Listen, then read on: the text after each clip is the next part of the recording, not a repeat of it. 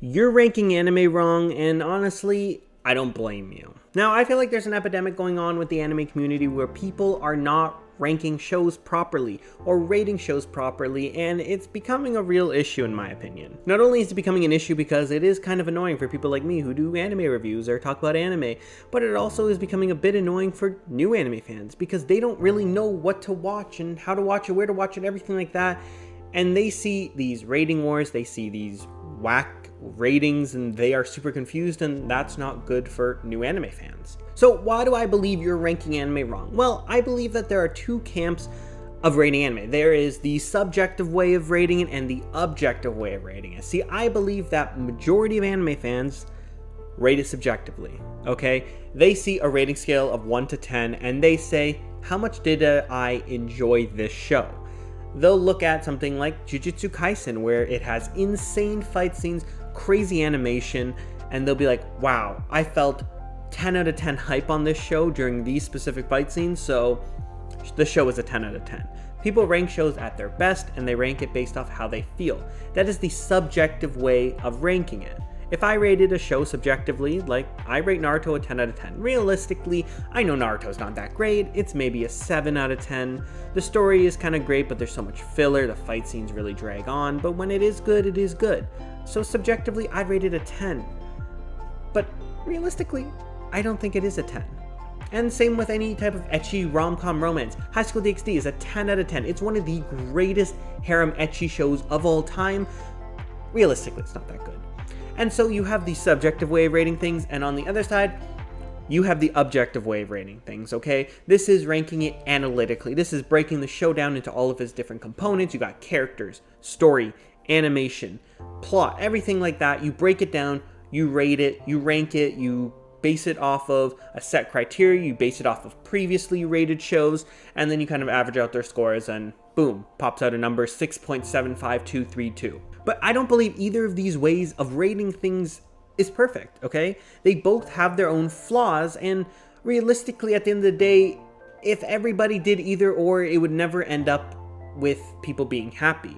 With too much subjective rating, anime scores are super out of whack. You have things like Jujutsu Kaisen being rated 10 out of 10s by kids, and at the end of the day, it's a super cool show, it's super enjoyable, but I don't think it's the pinnacle of media. But then if you look at things too analytically, shows that might never be seen are getting rated so low, and so people will never see them, and they might enjoy them. If you look at ratings of some shows that I really like, they might be rated like a 5 or a 6, and if I saw that earlier, I might not have checked it out, but I checked it out because it sounded interesting, so I watched it and I really enjoyed it. Objectively, it's probably not that great of a show, but I really enjoyed it. So they both have their own issues. And if you combine them, then neither of them are happy, okay? If someone rates Jujutsu Kaisen a 10, another person a 5, it averages out to what, a 7.5, and nobody's happy. Nobody's happy because it's rated too low for the superfan and it's rated too high for the critic. At the end of the day, the whole rating system is kind of just messed up. It's kind of all jumbled up because not only do you have people rating stuff wrong or rating stuff incorrectly, there's rating wars. On one of the biggest sites that you can rate anime, My Anime List, there has always been a war to dethrone the king of anime, Full Metal Alchemist Brotherhood, okay? That has been at the top of Mal for what I feel like is forever. Ever since I started watching anime back in 2014, 2015, it's been up there, okay? Ever since it came out, it's basically been at the top.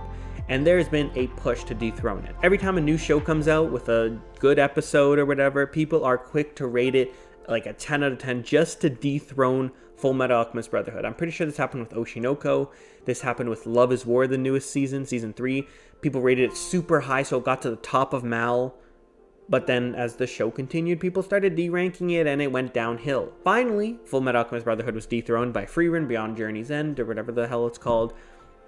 And it was a big deal because this is the first time a show has beaten Full Metal Alchemist Brotherhood and has actually taken the rightful place at a complete show. Unless there's a season 2 and it really goes downhill and people start rating it badly. But again, at the end of the day, that's not a valid way of ranking things, especially since 4 of the top 10 on Mal are just Gintama. I feel like you should kind of rate shows as a whole, not necessarily each individual season, because then that gets super wacky and stuff.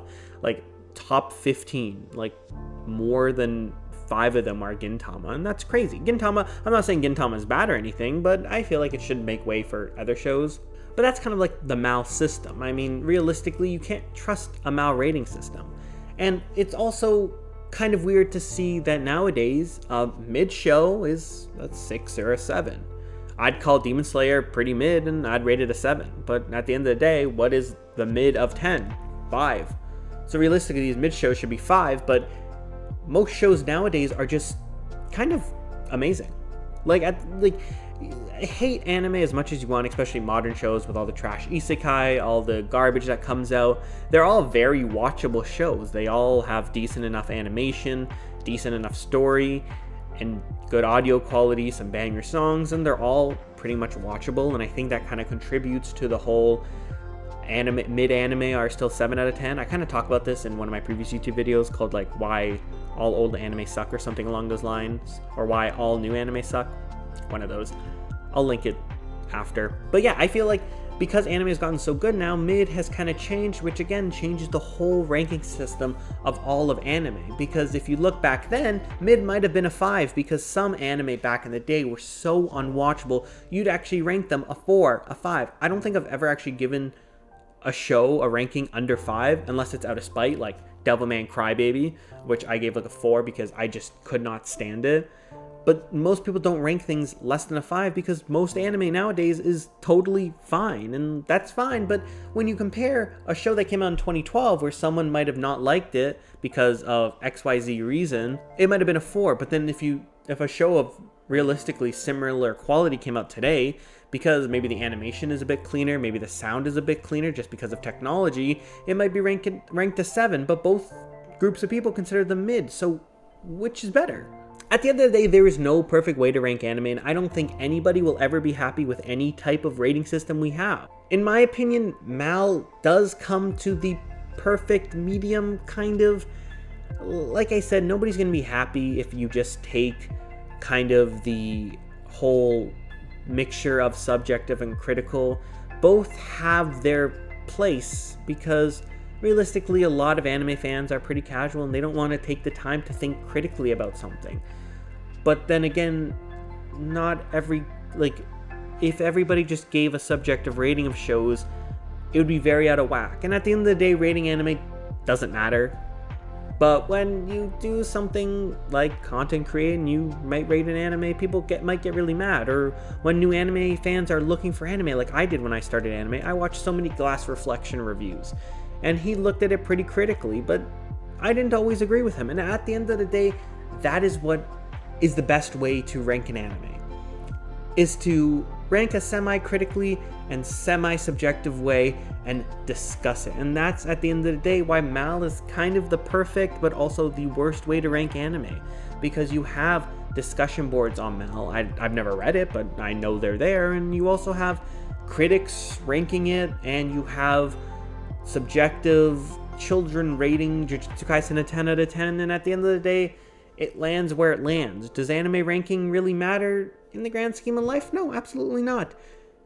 But hey, I think you're ranking anime wrong and I'm ranking it right, so that's why I'm making this video. What's the moral of the story? Think harder before you rank an anime, and also think less hard if you're thinking too hard. And I don't know, either way, the whole ranking system is messed up and it'll probably never be better. But hey, if you have any suggestions for how we could rank anime better, leave them in the comments below and I'll read through them and maybe I'll react to them over on my TikTok account.